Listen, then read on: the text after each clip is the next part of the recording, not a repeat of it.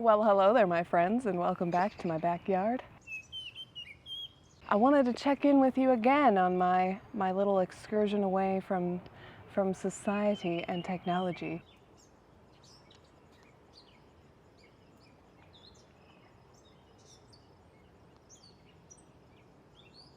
The main thing that I intended to do with this break was to clear my mind and to refocus my life.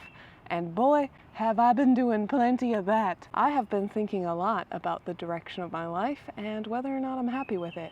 There's something interesting that happens when your mind is bored. It starts thinking and thinking through things.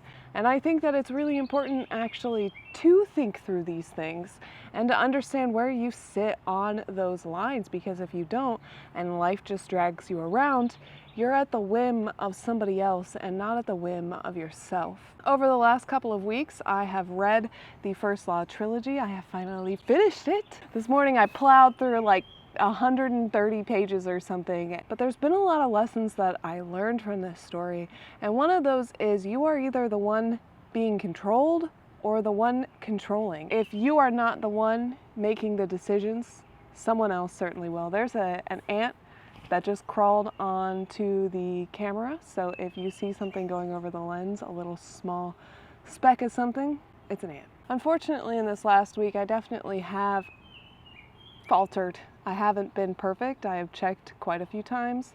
I checked the status of my videos twice. I checked Instagram twice. Didn't respond to anything, but I checked. I checked my text messages on times that I should not have. I have checked my email several times, checked responses from people that I know I'm not going to read right now, but I'm still looking for them. It's really frustrating to not be able to control yourself like that, and to feel and to have these like stupid thoughts that come in that are like, why are you trying? What does it matter if you check? Who's gonna care if you check? What's the purpose of keeping all this stuff from yourself if you're just gonna sit and read the whole time? One of the great things about this little break is that I have become more physically active, yes. So you may or may not know, and I was going to make a whole video about this, but I do struggle with not eating enough. And let me tell you, when you start exercising your body and moving your body around, your body's like, feed me more. And I just feel overall more aware of my body because of this experience, more aware of my own feelings, because I'm not distracting them with visual and audio inputs. I'm distracting with purely visual input with reading. Something I've noticed while I'm reading is that I get very uncomfortable with the position that I'm sitting in, and I have to readjust my position.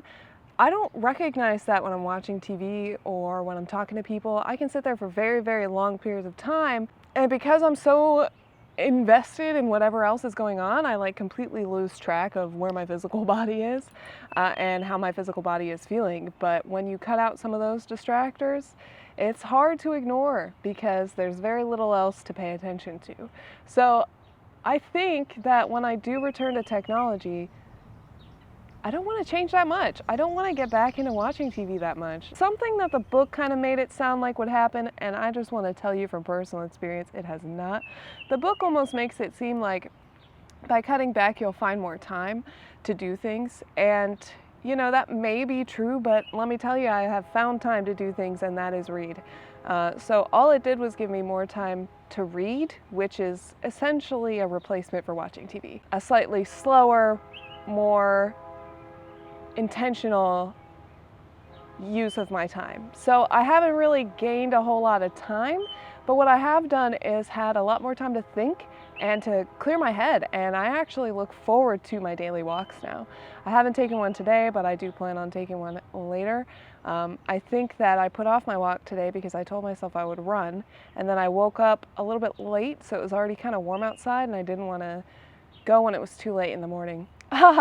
Another thing that I haven't told you guys. So in this experiment, I have found that I truly am a morning person. I've always known that I'm more of a morning person, but taking away and stripping away the things that could keep me up late at night, watching YouTube videos, watching TV, anything, talking to people, all these things that could keep me up late in the evening, they don't keep me up. I am in bed, I am not even kidding, by 10, and I'm awake by 6. All this week, went to bed by 10, woke up by 6, even on the day that I stayed up a little later, I woke up a little earlier. But as you can see from this other clip, I did actually get to do a little bit of running. I am very happy to announce that on today, June 8th, I have done my first little bit of running. So I have done my first running. I am not a liar, I am working towards it. But today was gonna be my second run, and that coupled with waking up later, I think it made me nervous about going outside. So I'm hoping that later today I can. It's actually really crazy because after such a short little period of time of running, that little bit, my legs were sore for the next few days, like sore. The shins especially, like the outside of the shins, and the inside of the thighs, like the inside of the thighs and the outside of the shins. I don't know if that's because my posture is better or worse while I'm running or what happened, but it definitely hit those two areas strangely and not really any other area. So I'm curious to see how that will go as I continue. But alas, that is my little update. I shall let you be free for now, and I will see you next time. Don't forget to like and subscribe, and have a beautiful, amazing, fantastic day. Bye.